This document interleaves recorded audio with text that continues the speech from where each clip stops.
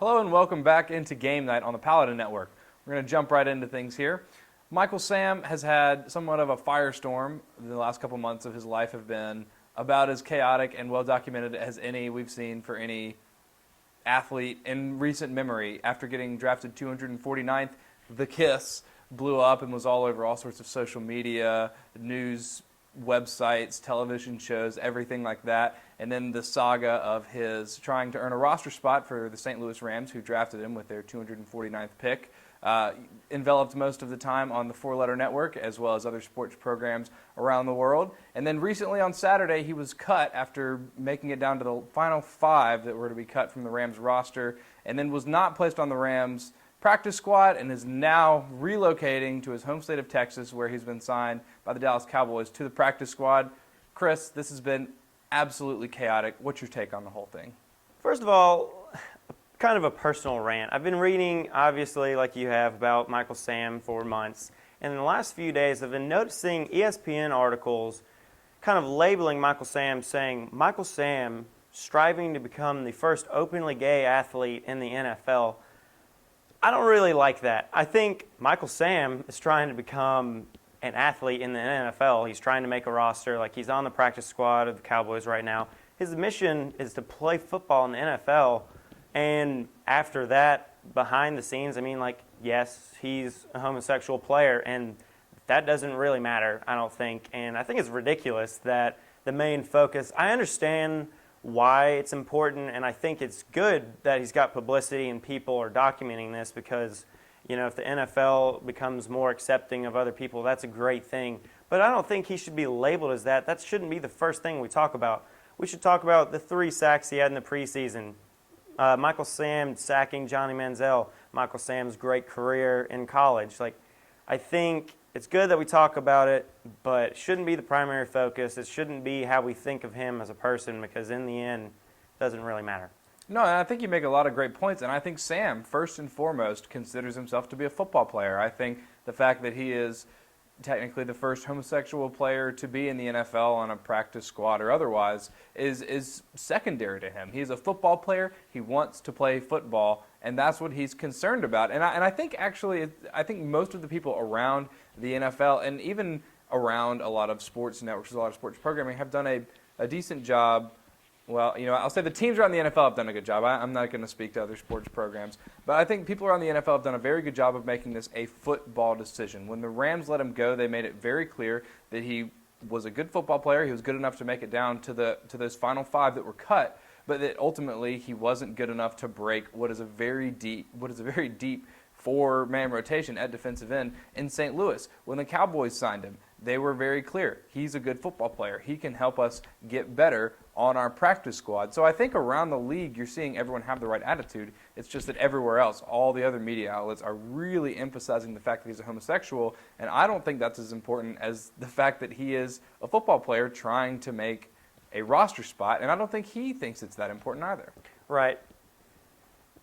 Head coach Jason Garrett said that it's a football decision. They think that he'll make their team better, and he deserves a spot.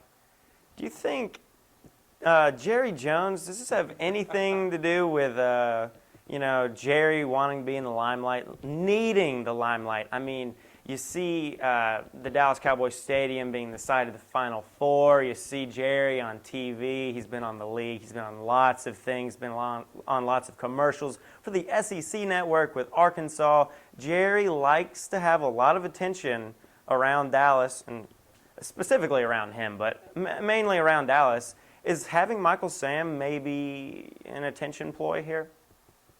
I don't know if I'd go so far to say that it's an attention ploy, but I think we would be remiss if we did not comment on the fact that Jerry Jones does love the limelight. He likes these sort of publicity stunts, and in that way he's sort of a bizarro Bill Belichick, I think. You saw Bill Belichick cut Tebow in New England after only about 2 weeks there because he doesn't want the extra attention. And even if Michael Sam was a good player, I think it's more important about having solidarity in the locker room, not having distractions, not having outside media, outside sources interfere with what's going on there. Whereas Dallas, which has been somewhat of a dysfunctional organization of late, I think a lot of that you can trace to the fact that they welcome those outside distractions. They want the additional media attention, and I think that goes back to Jerry Jones. I don't think that's Jason Garrett's decision. I don't think it's Tony Romo or anyone really on the Cowboys roster. They do have some personalities that lend themselves to that additional media coverage, like Des Bryant, but I think it really does come back to Jerry Jones. And so I'm not sure if I want to say that he's doing this for a publicity stunt, because Sam is a good player. He was good enough to get drafted. He was good enough to be an All-American in college. But I definitely think he had in mind the fact that the media might pay a little more attention to Dallas if Michael Sam was there.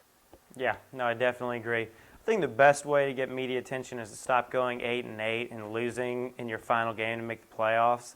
But I don't know. He likes it a lot, and whatever he can do to get the attention, I guess. And Dallas is even a place where he could break through. I know he's on the practice roster right now, but this Dallas defense has been terrible. I think last year they were one of the worst defenses statistically in the history of the NFL, and they've been losing linebackers. And I know Sam's a little bit undersized to be on the defensive line in the NFL. He maybe doesn't have the quickness to be a linebacker, but some sort of there might be a place for him to fit. I don't know where it is yet. I'm not a coach. I'm not a scout. But it seems like he has enough of a skill set that they could probably find somewhere for him to make his way into that Dallas defense, which, as I mentioned, has just been struggling terribly for the last several years. Yeah, I think we'll hear a little bit less and less throughout the season when we actually have football to talk about, playoff implications, all of that. That starts, becoming everybody's main focus. But I definitely think we'll hear about it, coming up in the future. And who knows? Maybe he'll make a spot on the real team. And I have to say, honestly, I'm rooting for him. I want him to do well because I think he's a solid football player. He's not going to be a star, but he could definitely be a guy. He could definitely be a good piece, and I wish the best for him. The other thing that I feel like we need to address is that he's the first openly gay player to be on a practice squad, to be drafted. I wouldn't be surprised if there were already gay players in the NFL that just haven't come out and said anything. Now, you can debate that, and there's nothing really to support that, but again, and you've mentioned this several times, and I've mentioned this, I just think that there's been so much emphasis on the fact that he is the first homosexual player to accomplish all of these things is great, but I'm just glad that now I think we're at a point, he's settled in Texas, his home state, and that football's getting started up here in a couple days, that I think finally we can just talk about Michael Sam as a football player. And with that, I think we're going to take a quick break. We're up against the clock, and on the other side, NFL coming up in just a couple days. What are some of the big storylines from the offseason, and how's this season going to shake out? You're watching Game Night on Paladin Network.